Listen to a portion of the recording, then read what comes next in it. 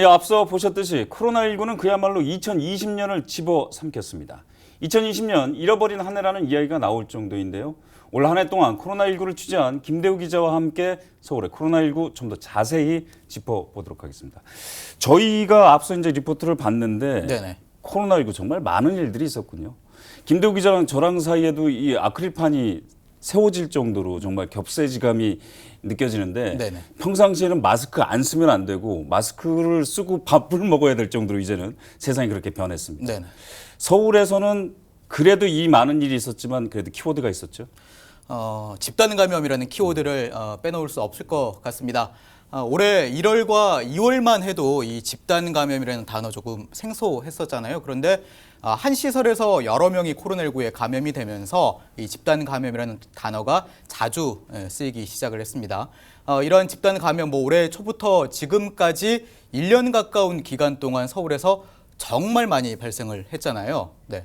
서울의 집단 감염을 한마디로 좀 정리를 하자면 발생하지 않은 지역이 없었고 또 발생하지 않은 시설이 없었다. 이렇게 정의 내릴 수 있을 것 같습니다. 저희가 올 한 해 전해드렸던 집단 감염 관련 기사를 좀 찾아봤더니 먼저 959 콜센터가 좀 검색이 되더라고요. 네, 지역 주민뿐 아니라 서울 시민들의 가슴을 정말 철렁하게 만들었던 상황이었는데 당시 정세균 총리까지 현장을 찾았던 기억이 나거든요. 네. 당시 정 총리의 발언 먼저 들어보시죠. 네, 함께 들어보시죠. 대구에서의 대형 발생은 조금 줄었지만 이렇게 이제 소규모 집단 감염이 수시로 일어나기 때문에 이런 부분에 대한 대책을 우리가 제대로 세워야 그래야 이 위기를 극복할 수 있을 것 같습니다. 네, 이렇게 집단 감염에 대한 대책을 잘 세우자고는 했지만 결과론적으로 봤을 때는 그러지 못했다라고 좀 볼 수가 있는데요. 올해 이제 발생한 이태원 클럽발 집단 감염, 서울의 코로나19 상황을 정말 심각하게 좀 만들었었잖아요. 그때가 이제 석가탄신일에서 5월 5일 어린이날까지 징검다리 휴가가 있었던 휴일이 네, 있었던 맞습니다. 그때였었죠. 네네. 네. 뭐 전국적으로 영향을 미치기까지 좀 네. 했는데 상당히 오랜 기간 관련 신규 확진자가 추가돼서 정말 긴장의 끈을 놓을 수 없었던 그런 대표적인 사례였습니다. 당시에 또 인천에서 발생했던 학원 강사가 그 클럽을 갔다 오고 나서 자기 신분을 속이고 얘기를 안 해서 네네. 그 많은 우려를 좀 자아냈었어요. 예, 그렇습니다. 그런 기억이 좀 나네요. 네네.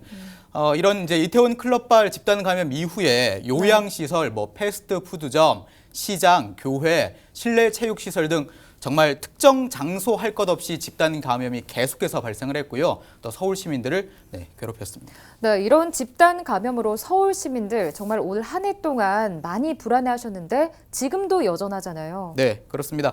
뭐 앞서 이제 앵커가 언급을 했듯이 집단 감염 지금도 계속해서 발생을 하고 있잖아요. 현재 진행형이다 이렇게 말씀을 드릴 수가 있는데 앞서 제가 서울의 집단 감염을 정의를 할 때 발생하지 않은 지역이 없었고 또 발생하지 않은 시설이 없었다 이렇게 말씀을 드렸었잖아요. 지금도 마찬가지입니다. 뭐 에어로빅 학원, 교회, 병원, 뭐 요양시설 등에서 집단 감염이 발생해서 많게는 수백 명이 코로나19에 감염이 되고 있고요.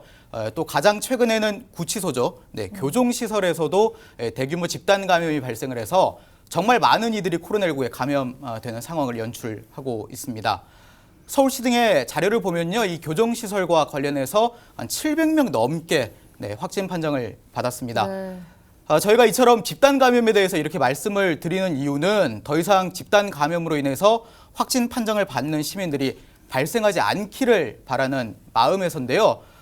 현재 거리두기 단계 격상에 대한 정부의 신중함을 놓고 비판이 많은 게 사실이잖아요.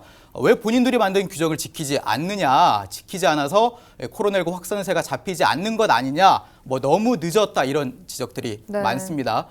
이런 거리두기 단계를 격상해야 한다, 하지 않아야 한다는 걸 지금 말씀드리고자 하는 건 아니고요.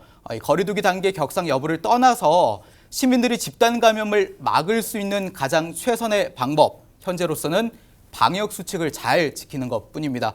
저희가 1년 동안 가장 강조했던 부분이 바로 방역 수칙 철저히 잘 지키자 이거였지 않습니까? 많은 시민들이 잘 지켜주신 덕분에 고비 그리고 위기 잘 넘겼다고 보고요. 거리두기 단계 격상 여부를 떠나서 조금만 더 힘을 내서 최대한 외출이나 모임을 좀 줄이고 시설을 운영하는 분들 역시 정해진 방역 수칙 잘 준수한다면 하루에 현재 많게는 1,000명 넘게 확진자가 발생하는 지금의 위기도 분명히 극복할 수 있을 거라고 생각합니다. 네. 김대우 기자가 말씀하셨던 것처럼 결국 집단 감염이라는 거는 이런 그 실내 상황에서 개인 방역을 지키지 않았을 때 우려가 되는 거거든요. 그래서 저희가 이렇게 아크릴판도 세우고 항상 마스크도 쓰고 다니고 네네. 지금까지 개인 방역 잘 지키셨으니까 그걸 잘 지키셔가지고 집단 감염 다시는 또 꼬리에 꼬리를 무는 이런 집단 감염 다시는 좀 발생을 좀 안 했으면 좋겠습니다. 특히 지금 제3차 대유행 상황에서요. 네. 자, 그렇다면 집단 감염까지 얘기를 했는데 이게 일상을 많이 바꿔죠, 코로나가. 어떻게 일상이 침투해 왔나요? 뭐 새로운 제도도 탄생을 했고 신조어라고 불리죠. 새로운 네. 단어도 정말 많이 탄생을 했지 않습니까? 저희도 일부 직원들이 현재 재택근무를 좀 하고 있잖아요. 많은 시민분들께서 집에서 회사 업무를 현재 하고 계시죠. 그리고 학생들 역시 학교에 가지 않고 집에서 수업을 하는 이 원격 수업이 등장하기도 했고요. 이렇게 집에서 머무는 시간이 늘면서 언택트, 온택트는 물론이고 집콕, 확진자, 홈트레이닝, 이른바 신조어라고 하는 새로운 용어가 등장을 하거나 기존에 있었지만 잘 쓰지 않았던 용어가 일상적으로 쓰이게 됐습니다. 참고로 이제 최근에 일부 언론이 낸 기사를 좀 보면요. 한 연구 결과를 인용해서 보도한 내용이었는데 코로나19가 탄생시킨 신조어가 300개가 넘는다고 합니다. 와, 무려 300개나 돼요. 네, 그렇습니다. 대단하네요. 그만큼 코로나19가 우리 생활에 얼마나 많은 영향을 좀 미쳤는지 알 수 있는 대목인데요. 우리 생활에 영향을 많이 시켰기 때문에 그래서 새로운 단어가 생겨난 거 아니겠습니까? 그렇죠. 그만큼 엄청나게 영향을 끼쳤다는 거죠. 네, 그렇습니다. 우리 삶을 정말 많이 변화시키고 또 변화시키고 있습니다. 이 자리에서 하나하나 말씀드리기 다 어려울 정도인데 몇 가지 좀 말씀을 드리면 다들 기억하실 겁니다.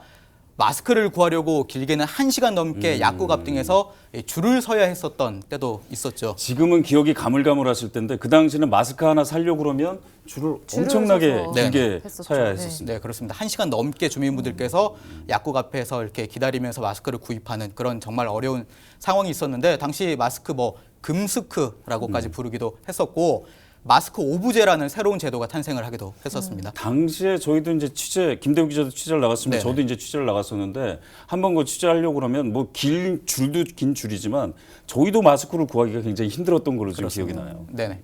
자, 그리고 이제 마스크 오브제뿐만 아니라 커피나 음료, 패스트푸드를 사는 경우에만 활용됐었던 드라이브스루. 네, 이 드라이브스루가 다른 영역에까지 도입되기도 했었는데요. 이른바 드라이브스루 선별 진료소, 또 최근에는 드라이브스루 방식의 임시 선별 검사소도 선보였는데 차를 타고 코로나19 검사를 받는 상황 역시 코로나19가 바꾼 모습 가운데 하나였습니다. 전 세계를 놀라게 하는 코리아 K-방역 중에 하나이기도 하죠. 네, 그렇습니다. 네, 코로나19가 정말 많은 우리의 모습을 바꾼 것 같은데요. 자, 그렇다면 지금 상황에서 가장 중요한 건 아무래도 이 코로나19가 도대체 언제쯤 우리가 이 코로나19로부터 자유로워질 수 있을까? 이 질문인 것 같습니다.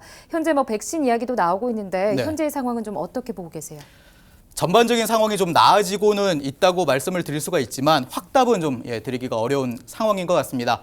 참고로 여기서 말씀드리는 상황이라고 하면 이 코로나19의 상황이 아니라 코로나19에 대응하는 상황입니다. 나아지고 있다고 말씀을 드린 건 바로 백신 때문인데요. 코로나19 백신이 개발돼서 세계 여러 나라에서 현재 접종이 좀 진행이 되고 있지 않습니까? 그래서 드디어 코로나19가 종식되는 날도 머지 않았다 이런 전망이 나오고는 있습니다. 그런데 또 변종 바이러스, 변이 바이러스가 변수가 좀 되고 있지 않습니까? 네. 이런 변이 바이러스에 대한 상황 좀 더 지켜봐야 할 것 같고요. 현재 국내에서도 유입이 확인됐다 이런 소식들이 전해지고 있기 때문입니다.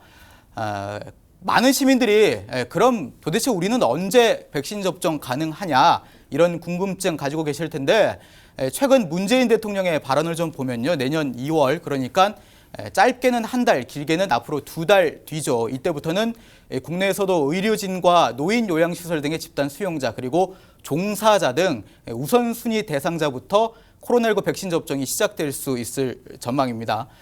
백신에 대한 이야기도 워낙 많기 때문에 정확하게 딱 언제부터다 이렇게 말씀드릴 수는 없겠지만 대통령이 직접 구체적인 시기를 제시한 만큼 내년 초 접종에 대한 기대를 해볼 수 있는 상황입니다.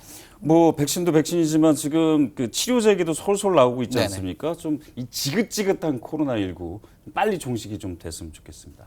자, 지금까지 김대우 기자와 함께 서울의 코로나19 1년을 정리해 봤는데요.